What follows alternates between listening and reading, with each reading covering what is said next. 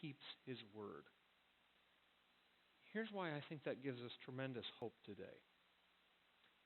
We are told by Jesus Himself, He says, I will establish my kingdom in this world.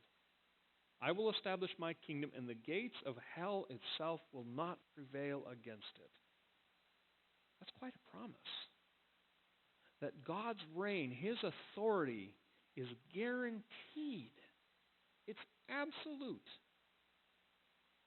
And yet you and I look around at the way things are in this world, and we start to wonder, how long is it going to be that we have to read of terrorist attacks in the Middle East and in major European cities and even in America, on American soil? How long are we going to see the devastating effects of poverty and disease? How long are we going to hear about attacks of shootings, mass shootings here in our country that aren't even terrorist related? How long are we going to see police officers targeted? How long are we going to see the ugly effects of racism in our country? Where is the kingdom of God in all of this?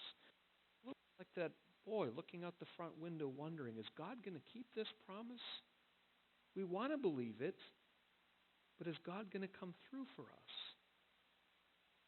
We look around and we wonder, well, wait, where's the church in all of this? And the church gives us more reason for concern than anything else, because we see so often the church wants to compromise and adapt itself to the ways of the world. And we say, where is God in all of this?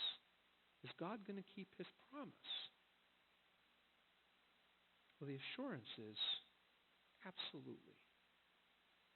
I think of Peter in the New Testament writing to the church, and I think he knew there were similar questions sort of stirring below the surface, because Peter says to the church, listen, remember that God is not slow in keeping His promise, as some of you might understand slowness. In other words, he's saying, look, I know you folks